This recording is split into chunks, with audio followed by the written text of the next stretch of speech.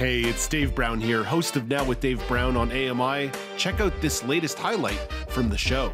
The Ontario Disability Employment Network's annual Rethinking Disability Conference wrapped up last week. You heard lots of interviews with Alex Smyth. He had a chance to meet up with a few of the presenters right here from the beautiful confines of Studio 7 while they were down at the event center itself in the GTA. And there's one more interview for Alex to share with you. Hello again, Alex. Hello again, Dave. So, Alex, what do you have on deck today?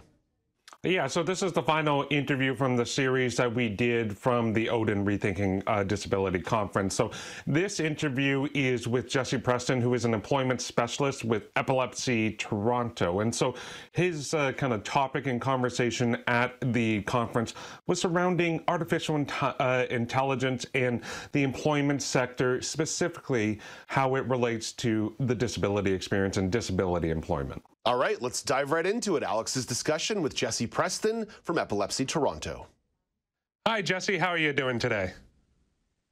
I'm doing well. How are you? I'm not too bad. So, Jesse, your conversation focuses in on AI. Why is it important to have all these conversations now?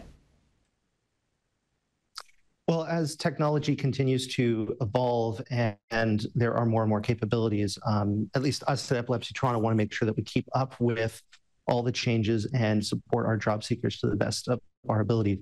Also, there's other elements to that conversation that happen all the time, things like ethics, usability, and how these things can better job seekers in general.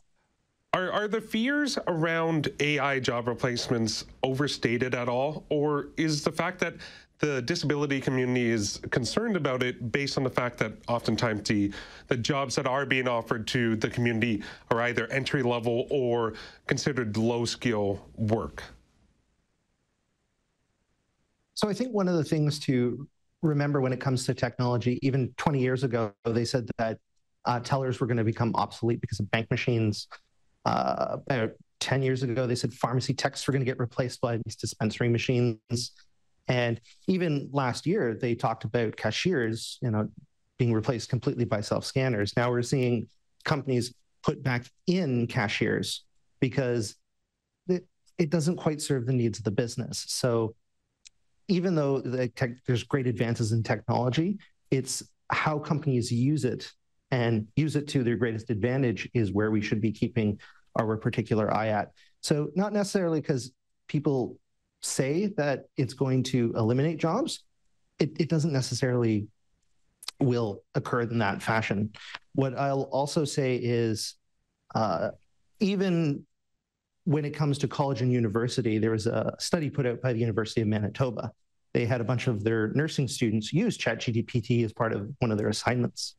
And even with the technology, they still needed to do a lot of work to actually get the assignment done.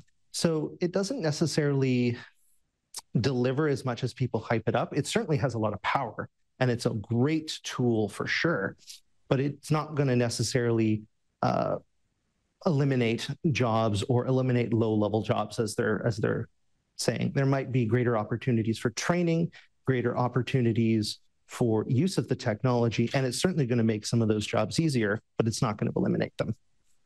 And so for yourself, you work with Epilepsy Toronto. So how are you ensuring that folks with disabilities are being kind of kept pace with AI, and as this technology continues to move forward at a lightning pace, how are you ensuring that folks with disabilities are being able to stay connected with it and not get left behind? So one of the things that we did pretty much as the pandemic was unfolding, one of the things we noted from history is that right after pandemics, there's usually an explosion of innovation. So we knew that technology would start progressing at a lightning fast pace after the pandemic. So one of the things that we started doing was be on the hunt for technology tutorials. Anytime a job seeker said, hey, I'm looking for a job, we'll look through a job posting, we found technology, we'd immediately try to find tutorials for it. We'd try to find certifications for it. We joined First Work as part of their LinkedIn Learning project, and we specifically made sure that job seekers would have things like credentials and stuff. If they didn't have the training, we would get the training for them immediately. What do you see as the relationship between AI and disability, especially in the context of employment going forward? So definitely, I think when it comes to disability in general and its relationship with AI, I definitely see it as being very collaborative. AI is definitely going to help people with disabilities in the sense that it's going to allow more of the creative elements that are associated with disabilities to be used on a much more broader scale and in a scale much faster than previously before. I think with the right amount of training and certainly the creativity of persons with disabilities, I think that it could really move the needle in some areas. And do you foresee AI, as you kind of elaborating on your point, how can like AI be used really as a tool to really assist folks with disabilities to really make it that they're more successful in the work that they are doing? So I'll give you some case examples of even that I've used. Recently, we had the opportunity to potentially do a business plan for a specific project that we were thinking of doing. And in previous years, we wouldn't have had the ability to even work on that. We probably would have let just the opportunity go because we didn't have time to really sort of work it out. But because we had AI, we were able to say, I need a business plan. This is what I want in it. This is what I don't want in it. Can you just create for me a general business plan? And it would create a template of a business plan with those particular items on it. And I'd go, okay, here's 4 or 5 changes, fire it off to my boss. That was pretty good. And I would have probably taken a lot longer to do that. So I definitely see it as helping the business side of it. In terms of other areas that could help out with is, say a person, they know what they want to say, but they're not quite sure on how to say it well. ChatGPT can create different ways of saying it, different phrases, different ways of wording it. So you can get it to write at particular tones. So someone who might not be aware of how they're coming across, they could use ChatGPT to create texts that have different tones and such. And that's just some of the things that it can do on top of the obvious cases of, writing letters and cover letters and doing research and creating templates. And so, Jesse, where can folks go to learn more about the work that you and your team are doing?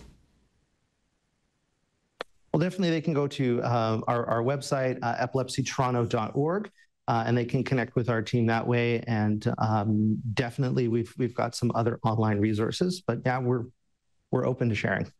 Perfect. Jesse, thank you so much. Have yourself a wonderful day. All right. Thank you.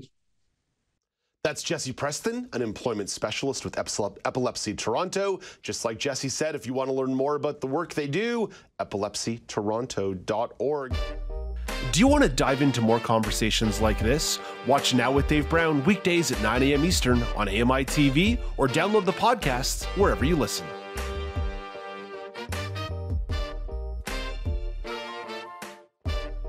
Do you want to dive into more conversations like this? Watch Now with Dave Brown weekdays at 9 a.m. Eastern on AMI-télé or download the podcasts wherever you listen.